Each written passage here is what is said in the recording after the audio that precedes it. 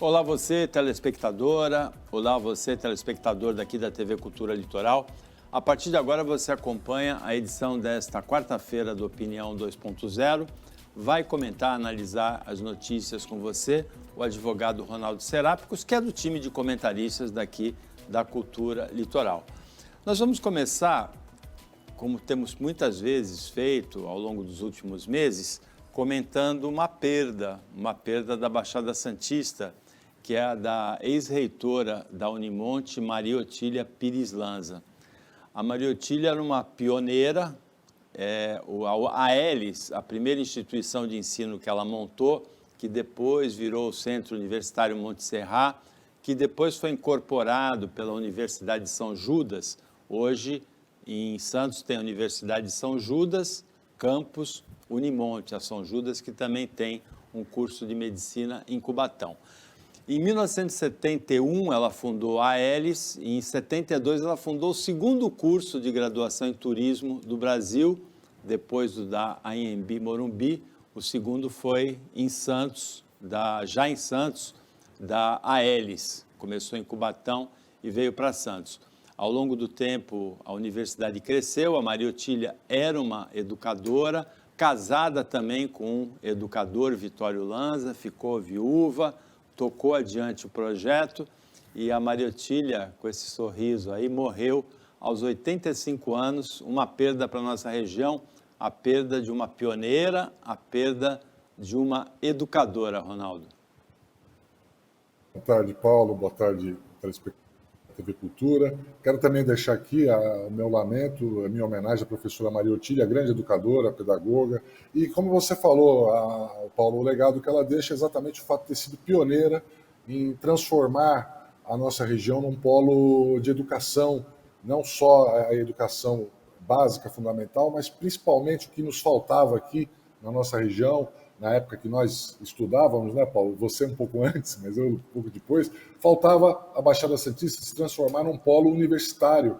E isso se concretizou graças a alguns pioneiros, entre elas a professora Maria Otília. Então a gente deixa também a nossa homenagem aqui pela sua passagem e que o legado dela contribua definitivamente para a nossa região manter essa nova característica de ser uma cidade formadora de grandes talentos. A Baixada Santista teve uma amiga da Maria Otília, com quem o Ronaldo trabalhou, a ex-deputada Maria Ângela Duarte, também já falecida, que lutou muito pela universidade pública, que aos poucos nós vamos ganhando. A Baixada Santista e o Vale do Ribeira eram as únicas regiões do estado de São Paulo que não tinham uma universidade pública, uma Unifesp, uma Unesp, uma USP, uma Unicamp. Aos poucos ganhou alguns campos e muito devido à luta da ex-deputada Maria Ângela Duarte, que eram amigas as duas. Agora, como universidade particular, privada, aí tem Francese, Milton Teixeira, Maria Otília e o pessoal da Católica, que já na década de 50 do século passado tinha a Casa Amarela, né, desde a década de 50, né, o primeiro curso de Direito aqui da Baixada, onde você estudou na Casa Amarela, não foi, Ronaldo? Estudei na Casa Amarela, meu pai é da terceira turma da Casa Amarela, e eu tive aula com alguns professores que deram aula para ele aí no comecinho dos anos 60. O pessoal da Católica também, o padre Valdemar Vale Martins, né, e todas aquelas educadoras que montaram, Maria Helena Lambert, não vou nomear todas aqui, que montaram a Católica. Então, graças a esses pioneiros, entre os quais a Maria Otília, nós temos hoje um polo universitário aqui na Baixada Santista, formando muitos jovens, ajudando a elevar o nível cultural daqui da Baixada Santista.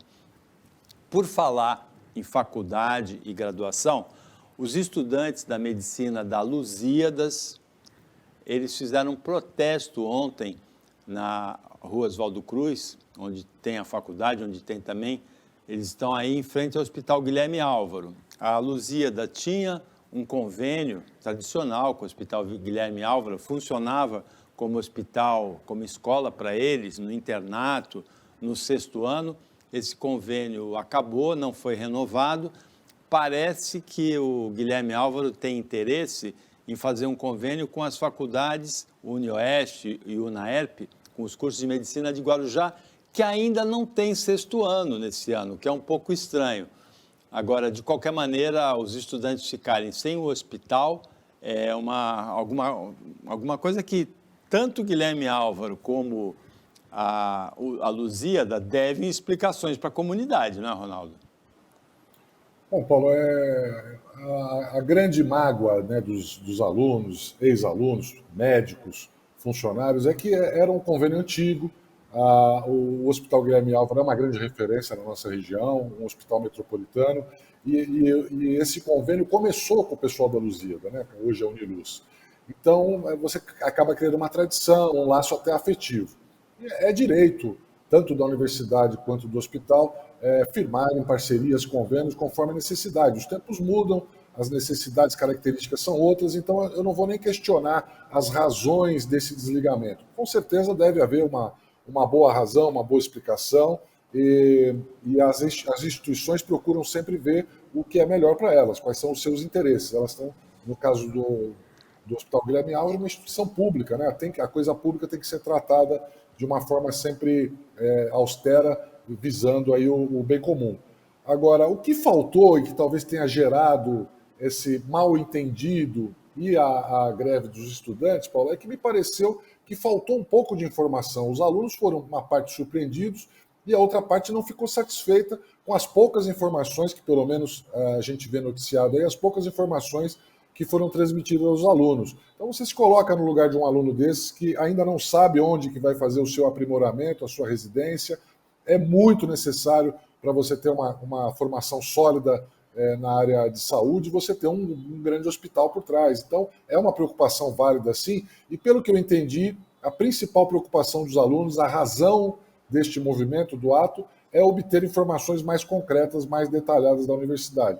A universidade, como prestadora de serviço, como uma instituição educadora ligada à área pública, né, de serviços, são concessões públicas, elas realmente devem explicações aos seus alunos. A gente espera que haja uma solução prática, eficiente, e que esses alunos possam completar os seus estudos, a sua formação de uma maneira adequada. Se não possível no Guilherme Álvaro, mas que pelo menos num hospital que atenda a essas necessidades.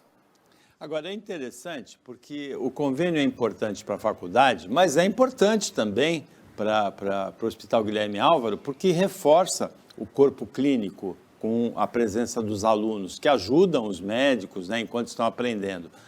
Optar para a renovação do convênio, o hospital disse que a Fundação Lusíada ficou em último lugar, né, como foi a que preencheu menos requisitos. É estranho, porque ela já estava ali e ela tem uma proximidade muito grande, né, física, a proximidade é muito grande. As instituições de Guarujá têm um oceano, né, tem um braço de mar aí de distância, tem a travessia de balsa. É estranho, mas o Ronaldo tem razão, falta um pouquinho mais de comunicação para a gente entender isso. Ronaldo, na semana passada nós comentamos aqui a onda de calor que assolava a Argentina e o Uruguai, e a gente previu que chegasse aqui essa semana, como realmente está chegando. Santa Catarina já registrou nessa semana 2 dias com sensação térmica de 40 graus. Aqui na Baixada Santista, litoral paulista, muito calor, com tendência a aumentar esse calor, a gente ter a sensação térmica de pelo menos 40, 41 graus. E uma consequência desse calor, que talvez os criadores daqui da Baixada e do estado de São Paulo possam se prevenir, aconteceu no Uruguai, a morte de 400 mil galinhas, que representam 10 a 20% do efetivo do conjunto desse tipo de ave no Uruguai, 10 a 20%. O presidente da Associação dos Produtores do Sul, ele disse que essa mortandade de galinhas no Uruguai representa um fato inédito. Isso aí nunca tinha acontecido. Olha, Paulo, são 2 fatores distintos, né? O primeiro que não é uma grande novidade em você ter, nas ondas de calor muito forte, nas secas, estiagens, é a morte de animais, mesmo os criados aí, mesmo os que têm aí um acompanhamento voltados para a produção agropecuária, Você vê no norte do país, por exemplo, quando você tem lá grandes secas, é muito comum você ter manadas inteiras de gado, vacas, que acabam não resistindo ao tempo. No sul, a mesma coisa, quando você fala aí de frango e também do gado bovino. Então não é uma novidade, mas com certeza está acontecendo alguma coisa estranha no planeta. A gente está vendo temperaturas diferentes, surpreendentes, em vários países do mundo, em várias regiões diferentes.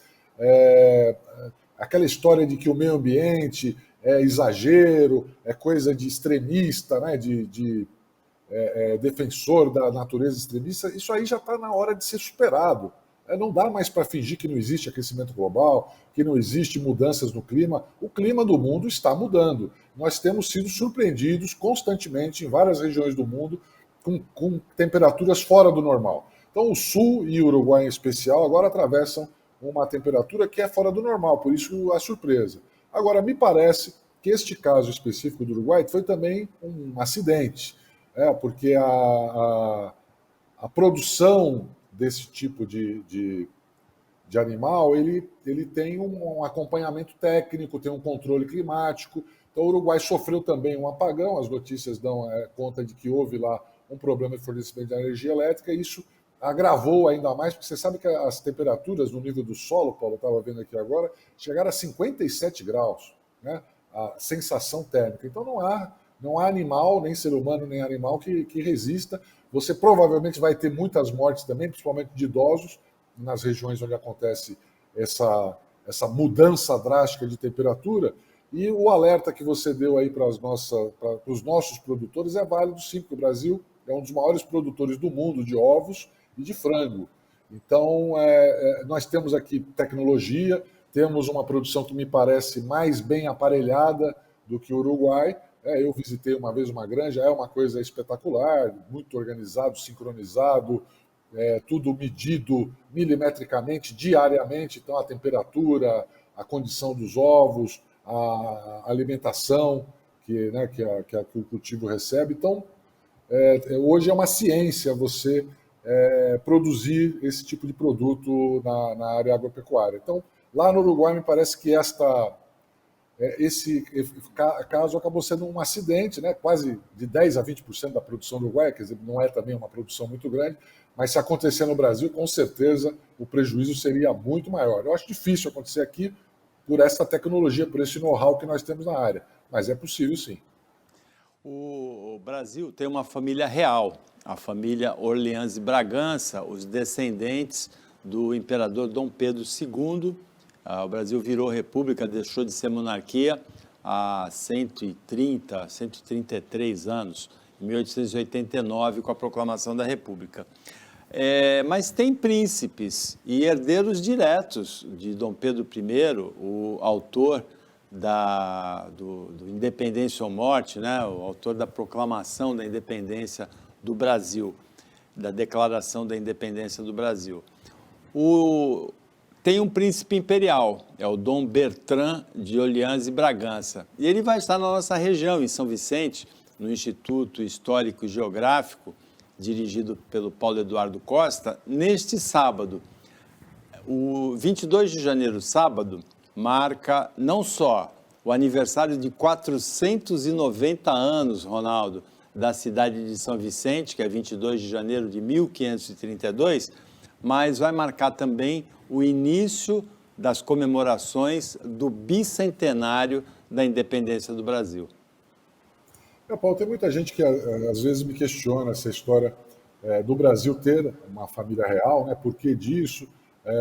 Você sabe que a nossa Constituição ela prevê plebiscitos que podem ser feitos periodicamente, onde o Brasil poderia até voltar a ser monarquia, se for a vontade do povo, pode voltar a ser monarquia. Então, de uma certa forma, se justifica a manutenção da família imperial. E do ponto de vista histórico, então, isso nem se discute, porque a monarquia, embora tenha sido superada como forma de administração do Estado, como forma de governo, ela teve um papel muito importante na história do Brasil, né? Nós nos tornamos um país independente através da formação de uma monarquia que começou lá com Dom Pedro, passou Dom Pedro II. Foi um papel importante. O Brasil se tornou um país de verdade, passou a produzir, passou a ser representado no mundo inteiro, a ser reconhecido e admitido como uma nação soberana perante todas as outras nações civilizadas do planeta. Então, a monarquia teve o seu papel, tem uma importância histórica inegável, e nesses momentos em que a gente destaca os momentos históricos do Brasil, e a nossa região tem uma participação especial nisso, muito mais especificamente a cidade de São Vicente, é importante a gente fazer esse link entre a família real, representando a importância da monarquia para a formação do Brasil, e esses locais históricos como é a cidade de São Vicente. Então, desse ponto de vista, da gente preservar a nossa história, é muito saudável, muito interessante, faz parte da cultura, da educação, até dos nossos jovens entenderem por que o Brasil começou como uma monarquia, por que hoje é uma república, quais foram os motivos que levaram a essa mudança, né? Por que nós tivemos que trocar o nosso imperador, que era uma pessoa bem formada, inteligente, Dom Pedro II, que foi obrigado a deixar o Brasil, né? A grande mágoa, provavelmente a causa da sua morte. Mas, enfim, isso é história, isso é riqueza. É um povo que não conhece a sua história, não consegue fazer o seu futuro. Então, nesse aspecto, né, para aquelas pessoas que me questionam a necessidade do Brasil ainda ter uma família imperial, eu acho que é muito válido. Há quase 30 anos atrás, houve um plebiscito, como disse o Ronaldo, previsto na Constituição, para a população decidir se queria voltar a ser uma monarquia parlamentarista ou se continuava como a república presidencialista. Eu votei pela monarquia parlamentarista, principalmente pela observação de que no mundo as monarquias parlamentaristas, elas são democracias muito estáveis. O Reino Unido, o Japão, a Holanda, a Suécia, agora ficou a Espanha. É verdade que não precisa ser monarquia. Portugal, por exemplo, tem um presidente, que é o chefe de Estado, e tem um primeiro-ministro. A Itália, o mesmo caso. Mas as monarquias, elas representam assim, elas representam o país, então elas conferem essa estabilidade política, democrática, que é um fenômeno bastante interessante e se observa em todo o mundo, não é, Ronaldo? Eu sou mais favorável ao parlamentarismo republicano, né? Que você tem a figura do presidente, não misto, como a proposta que andaram fazendo aí, né, de criar um parlamentarismo misto, mas eu acho que o parlamentarismo para as democracias mais maduras, né, que tiveram uma experiência, uma vivência maior, caso de França, caso da Itália que você mencionou, elas são tão sólidas como a monarquia. A monarquia teve um momento histórico na história da humanidade. O planeta começou a ser uma civilização quando as monarquias se fortaleceram e estabeleceram estados sólidos. Mas eu acho que o tempo delas passou, Paulo. Eu acho que agora você pode ter um chefe de Estado eleito democraticamente, um presidente, e um parlamento que também é eleito democraticamente, mas que monta um gabinete para administrar o governo e evita essa coisa que nós temos no Brasil hoje, de o tempo todo o governo ter que negociar com o parlamento, com o centrão, quem é que tem voto, quem não tem voto. Eu acho as repúblicas parlamentaristas mais transparentes na administração da coisa pública. Porque o deputado e o senador, eles ficam comprometidos com o governo. Aqui o sistema mais correto de eleição é o sistema distrital, quando o distrito elege por maioria e confere o representante, a atuação do representante dele, do deputado, no parlamento.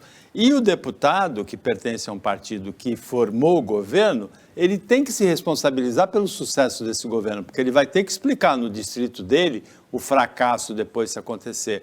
Aqui no Brasil hoje não, o deputado para votar, eu quero não sei o quê, eu quero essa emenda secreta, não se responsabiliza pelo sucesso ou pelo fracasso do governo no nosso modelo.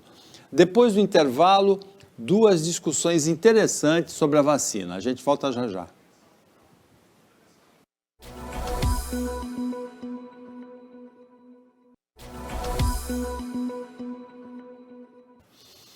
Voltando com a Opinião 2.0, nesta quarta-feira, quem analisa, comenta as notícias com você é o advogado Ronaldo Serápicos, que é do time de comentaristas daqui da TV Cultura Litoral. Uma notícia de agora, Ronaldo, é que o ex-jogador Robinho um dos principais ídolos da história recente do Santos Futebol Clube, envolvido diretamente com o título, principalmente de 2002, campeão brasileiro, 2004, campeão brasileiro, mas também campeão da Copa do Brasil em 2010, o Robinho foi condenado por violência sexual pela Suprema Corte Italiana, alguns minutos atrás. Ele é cidadão brasileiro, não vai ser extraditado, o risco dele ter de cumprir a pena no Brasil é muito pequeno, mas encerra a carreira dele, ele ainda tinha esperança de jogar no Santos e encerra de maneira melancólica, não é, Ronaldo? Eu lamento muito, Paulo, pelo jeito ele realmente cometeu um erro, porque a justiça italiana não faria uma barbaridade dessa, tem elementos, com certeza, no processo, tem testemunhos, provas e tal. Então, eu lamento muito porque o Robinho sempre foi um ídolo. Não esqueço das pedaladas, aquele título que nós conseguimos. Eu digo nós porque sou santista roxo, né? Aquele título contra o Corinthians, uma coisa que é uma das felicidades da minha vida, relembrar aquilo. E era um grande craque, era uma pessoa, um brincalhão, um bom companheiro, estava sempre de bem com a vida, nunca arrumou uma confusão. É uma surpresa, né? Uma coisa que é inexplicável o erro que ele cometeu. E paciência, tem que cumprir, tem que pagar pelo erro que cometeu. Não vai pagar na prisão, provavelmente, que você apontou bem aí, a chance de extradição é praticamente zero, cidadão brasileiro, não há nenhum país do mundo que extradite os seus próprios cidadãos, então não vai ser o caso do Brasil. Existe a possibilidade, em alguns convênios internacionais, de você cumprir uma parte da pena, pelo menos, no seu próprio país, mas também não acredito que isso vá acontecer aqui. Então, a pena dele é não poder ir para a Europa, mas provavelmente outros países que têm lá acordos internacionais com a Itália, ele pode ser capturado em alguma nação dessas e cumprir a pena na Itália. Ou seja, ele não sai mais do Brasil. É lamentável para o ídolo internacional, com a história que ele tinha. Ele vai acabar, não só manchou a sua história, né, a sua carreira, mas como pessoa é uma situação super delicada, né? Eu lamento muito, mas me parece que a justiça italiana fez a coisa certa, né? Uma pena. O Robinho, de alguma maneira, ele vai arcar com as consequências do que ele fez, ou pelo que a justiça italiana entendeu, nesse caso de violência sexual. Porque a carreira de um esportista do nível dele, com passagens pela seleção brasileira, com passagens brilhantes, inclusive, ele jogou no Real Madrid também, né? O Robinho, ele não vai ter uma pós-carreira como comentarista de televisão ou como treinador de futebol ou alguma coisa desse tipo, gerente de futebol, mesmo que ele se prepare, essa pecha da violência sexual vai dificultar muito o futuro do Robinho. Uma pena, porque é um ídolo do Santos, mas ele vai ter que arcar com as consequências do que ele fez. Nós temos, Ronaldo, duas histórias muito interessantes referentes à vacina. Uma é de uma cantora tcheca, Hanna Horka. Ela teve, no final do ano, o marido e o filho contaminados por Covid. Está aí a foto dela, ela é de um grupo, é cantora de uma banda. Ela é antivacina. E para adquirir o passaporte, ela fez meio parecido com o Djokovic. O Djokovic aproveitou que se contaminou para tentar entrar na Austrália sem vacina. Ela se contaminou de propósito para dizer que estava contaminada, não podia tomar a vacina e conseguir o passaporte da vacina para poder viajar. Só que ela morreu em consequência da Covid, da qual ela se contaminou deliberadamente. É uma notícia interessante, essa referente à vacina, referente à Covid. A outra vem de Botucatu, no interior de São Paulo. A cidade vacinou em massa. Mais de 90% da população de Botucatu estão vacinados, mais de 70%, 90% com 2 doses, mais de 70% já com a 3ª dose. Para a gente ter uma noção, em junho do ano passado, no pico da pandemia no Brasil, Botucatu registrou 2.000 casos. Desses 2.000 casos, aconteceram 60 internações e 31 mortes. Nesses últimos 60 dias, com essa população toda vacinada, Botucatu teve o dobro de casos, 2.000 casos.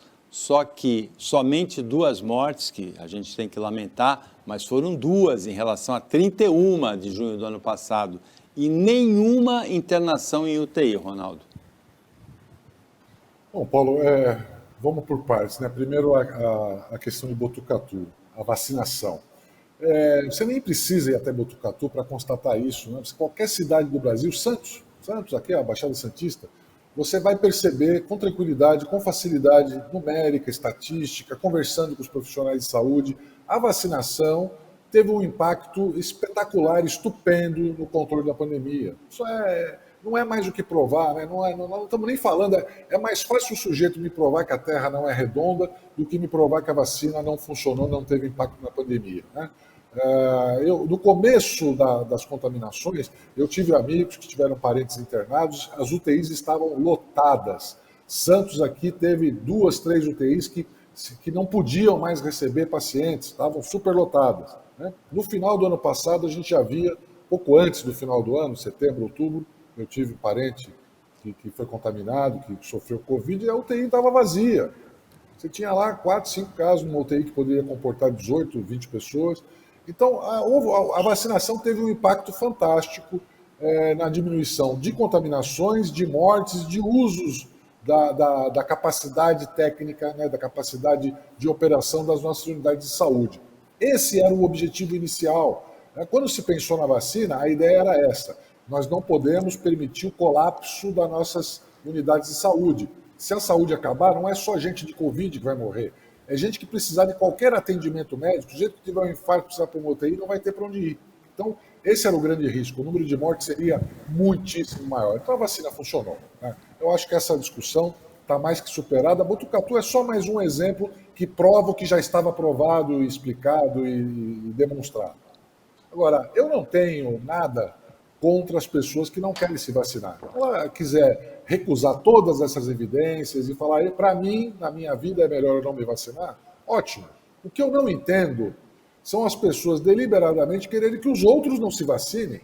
É o sujeito falar, eu não vou me vacinar, não, ótimo. Agora você falar, o mundo não pode se vacinar, que vai virar todo mundo jacaré, está todo mundo chipado, está todo mundo virando chinês, ao contrário, não entra na minha cabeça isso.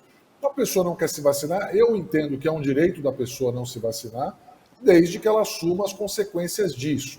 Vários países do mundo não querem receber pessoas que não se vacinaram. Então, se você não quer se vacinar, assuma a responsabilidade, né, as consequências disso. Eu não vou me vacinar e não vou poder ir para a Austrália, não vou poder jogar um aberto de tênis, não vou poder passear. Agora, as pessoas querem não se vacinar e burlar a regra. Aquele país não me quer, porque eu não estou vacinado. Eu vou dar um jeitinho de burlar essa norma para entrar naquele país. Assuma as consequências da sua escolha, da sua opção. Não se vacine e não vá para aquele país. Eu fui um aqui, Paulo, que questionei a necessidade da carteira de vacinação em alguns serviços públicos essenciais que aconteceu aqui no Brasil. Alguns serviços públicos essenciais estão pedindo a carteira de vacinação, com no mínimo 2 doses, né? Então, tem alguns serviços que você não pode negar ao cidadão que não quer se vacinar. Você tem que encontrar uma opção para ele, né? Reclamei muito também, quase que aprovaram, quase que o Supremo bateu na trave, que o Supremo baixou aquela norma dizendo que o brasileiro retornando ao Brasil que não estivesse vacinado poderia ser impedido de entrar no Brasil. Isso é um absurdo constitucional excepcional. Como é que você vai impedir um cidadão brasileiro de voltar ao seu país? Não, mas tem a questão da vacinação, ele não pode infectar os outros. Eu também concordo. Ele não pode colocar em risco os outros. Mas você tem que encontrar uma alternativa. Faz uma quarentena, isola o cara, bola uma ala. Você tem que encontrar uma alternativa para o cidadão brasileiro que não quer se vacinar e tem o direito de não se vacinar voltar ao Brasil.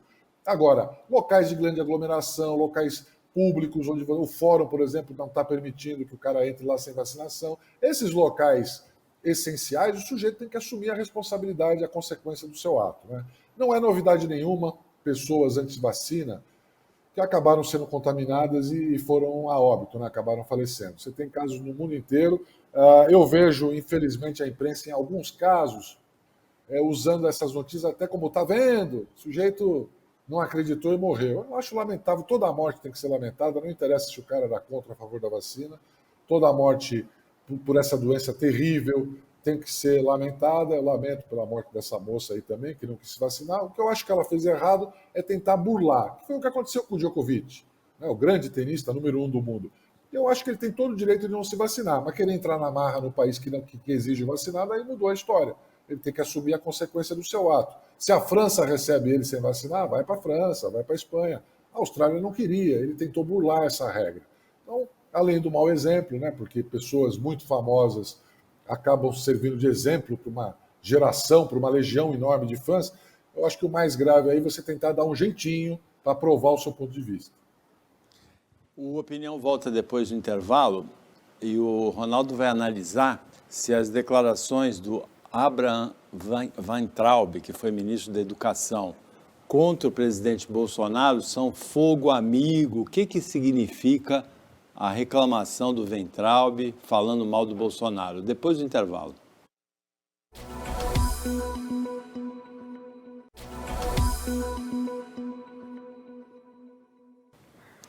Voltando com a Opinião 2.0, hoje, agora é o último bloco, quem analisa as notícias com você é o advogado Ronaldo Serápicos. E uma notícia que a gente vai analisar agora é surpreendente. O ex-ministro da Educação, Abraham Weintraub, um bolsonarista convicto, né, um dos maiores defensores do Bolsonaro, está falando mal do presidente. Ele quer ser candidato a governador de São Paulo. Parece que a presidência, o Bolsonaro, prefere a candidatura do ministro da Infraestrutura, Tarcísio Freitas, e o Weintraub está dizendo aí que o Bolsonaro tirou o pessoal ideológico do governo e colocou o centrão. É ofensa isso, Ronaldo? É fogo amigo? O que é isso aí? Eu achei muito interessante essa história de tirou o pessoal ideológico, né? Veja, o ex-ministro, enquanto esteve lá no Ministério, ele era um bajulador de carteirinha do presidente da República, né? Bajulava, sempre, né? Só faltava chamar de meu amado mestre quando fazia lá as entrevistas dele e tal. O que aconteceu? O ex-ministro faz parte daquela ala que eles chamam de ideológica, olavista, né? Uma ala de extrema-direita e tal, que o governo abraçou, que achou que tinha algumas ideias interessantes e trouxe. E eles acreditavam piamente, inclusive o Olavo de Carvalho, que fez várias lives aí recentes reclamando também do presidente da República, eles acreditavam piamente que o presidente da República ia aguentar todas as críticas que eram feitas aos seus ministros incompetentes, como era o caso do ex-ministro da Educação, competente tecnicamente, né? Eu acho até que ele é uma pessoa preparada e tal para outras áreas. Na educação, a gestão dele foi muito fraca. Então, chegou uma hora que o presidente, criticado por todos os lados e sem resultado, acabou fazendo a troca. Essa ala ideológica tinha certeza que pela bajulação, por esta fama de direita que o governo queria manter, todos os ministros indicados pelo ideólogo Olavo Carvalho seriam mantidos, custe o que custar. Né? Custasse qualquer fosse o preço, o Weintraub seria o ministro da Educação. Isso não aconteceu, então eles estão chateados, estão aí reclamando e acabaram entrando na ala dos ministros reclamões.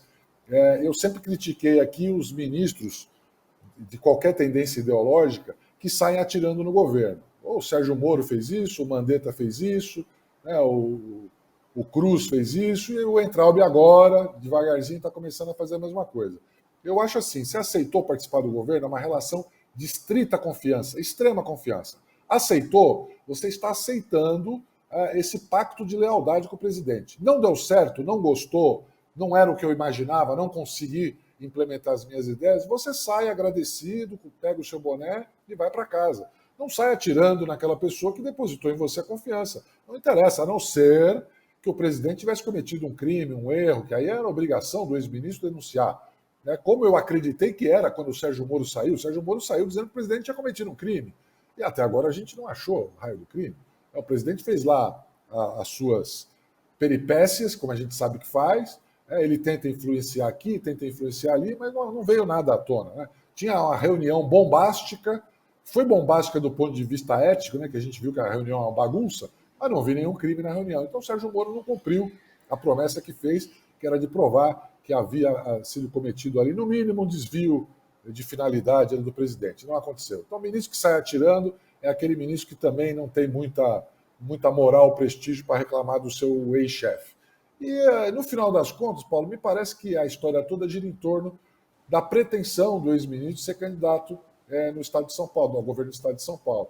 É uma pretensão que contraria os interesses do governo, que tem uma outra ideia, que é lançar aí o ministro da Infraestrutura, que é um nome, inclusive, eleitoralmente muito mais viável, e isso, evidentemente, causa um desconforto. Mas, basicamente, para mim, é isso.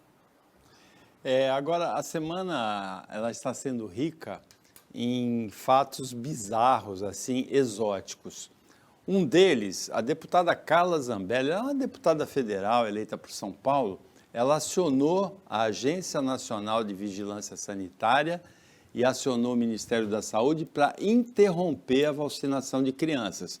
Já tinha tido um episódio curioso, porque o ministro da Saúde, o Marcelo Queiroga, ele falou em morte de 400 crianças. Na verdade, existe, por causa da vacina, na verdade, existe 11 casos sendo investigados. Ele transformou em 400 mortes, né? E a Carla Zambelli embarcou nessa história aí. Ela está acionando a Anvisa, que já se debruçou sobre essa questão, já aprovou a vacina pediátrica da Pfizer, se reúne amanhã para decidir sobre a Coronavac pediátrica de 3 a 11 anos.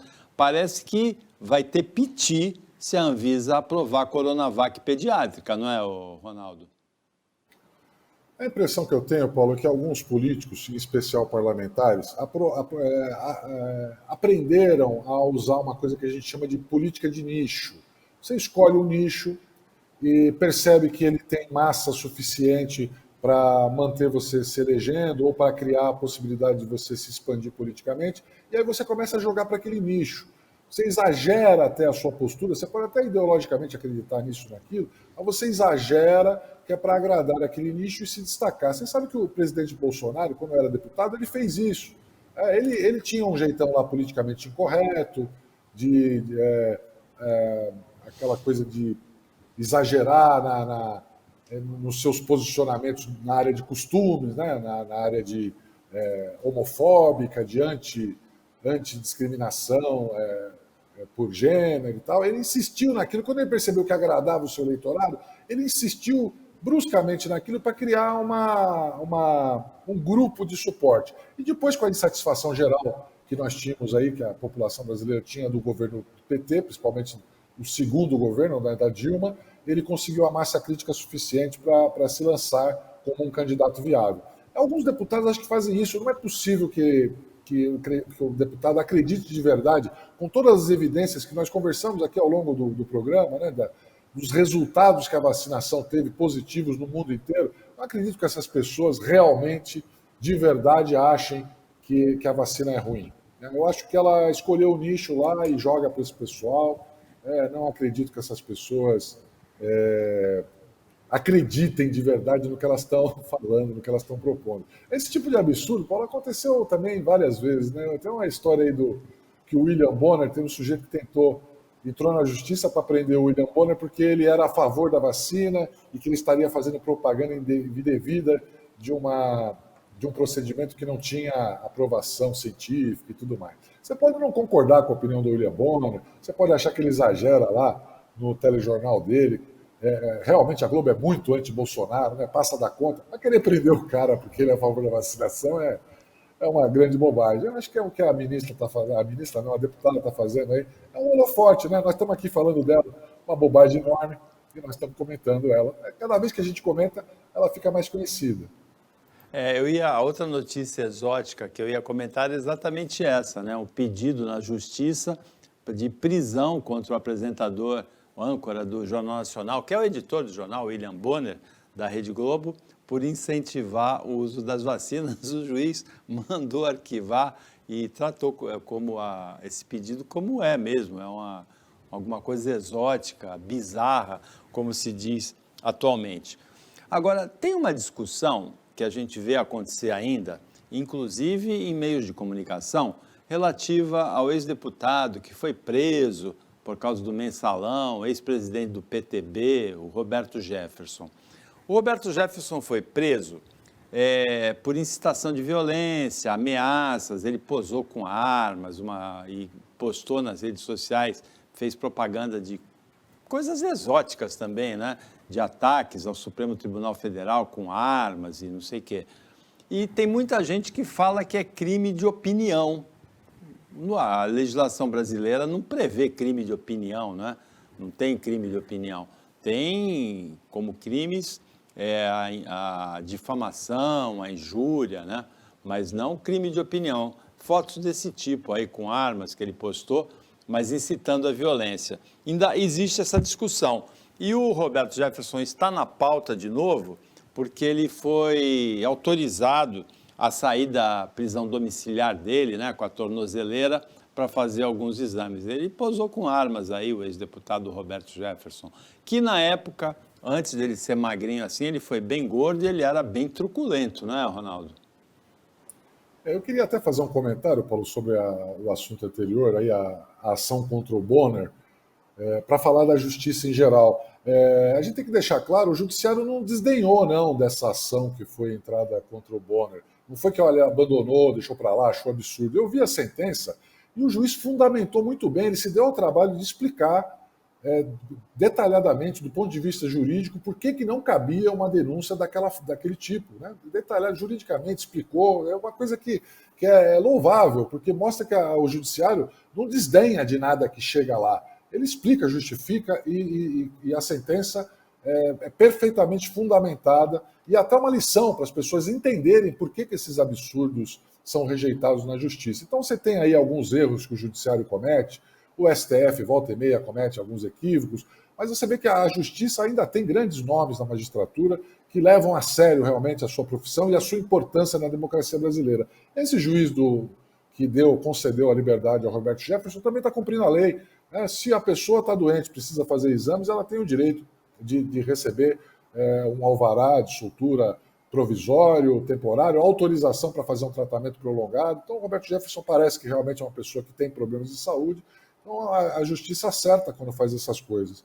E também acertou, do meu ponto de vista, quando prendeu o ex-deputado, ex-presidente do PTB, porque há uma diferença muito clara, Paulo, entre opinião, até porque não existe crime de opinião, entre a opinião como liberdade de expressão, aquela que você tem todo o direito de expressar, e a ultrapassagem desse limite que se transforma em agressão ao direito do próximo. Você tem uma liberdade de expressão que não pode se transformar em incentivo à violência, à desordem e ataques infundados à democracia brasileira. A democracia é o que garante a liberdade, a nossa liberdade, que é o bem mais precioso que nós temos ao lado da vida.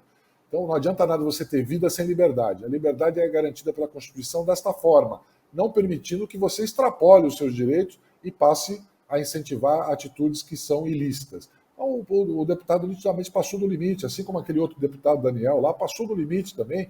Então você precisa que o judiciário mostre que não pode fazer qualquer coisa, não pode esculhambar, não pode sair aí mostrando arma e insinuando que as pessoas devem fazer a mesma coisa, devem se armar e ir para a porta do tribunal, soltar rojão no tribunal, como já aconteceu no Brasil. Então, a justiça tem os seus erros, mas nesta área, pelo menos, ela tem acertado, tem ficado muito claro o limite entre liberdade de expressão e o que ultrapassa e vira crime. Com isso a gente chega ao final da opinião. Só comentando, Ronaldo, que morreu na Espanha o homem considerado pelo Guinness, pelo livro Guinness, o mais velho do mundo, Saturnino de la Fuente. Ele nasceu dia 11 de fevereiro de 1919, então ele faria 113 anos agora em fevereiro. Morreu, considerado o homem mais velho do mundo, deixou 8 filhos, 14 netos, 22 bisnetos, era um sapateiro na vida ativa dele. Pelo jeito, o Guinness não reconhece os meus 10.008 anos, não é, Ronaldo? É que você ainda não tem algumas características, né, Paulo? Você chega lá. Mas é notável esse tipo de coisa e são 3 fatores, né? A genética, né? Deus escolheu a pessoa para viver muito, isso é importante. A ciência, que hoje permite que as pessoas vivam mais, a gente tem hoje medicamentos, cirurgias que permitem que você supere várias doenças que eram muito mortais em outros anos, né? E o fato dele estar numa região mediterrânea que é considerada a mais saudável do mundo para as pessoas viverem muito, né? A dieta mediterrânea. Então, é notável e quem sabe sirva de exemplo para você passar aí, Paulo, do 120 tranquilamente. Agora sim, chegamos ao final da opinião. Para você, telespectadora, para você, telespectador, até amanhã, nesse mesmo horário de 15 para as 2 à tarde ou de meia-noite na reapresentação e uma ótima quarta-feira para você que você merece.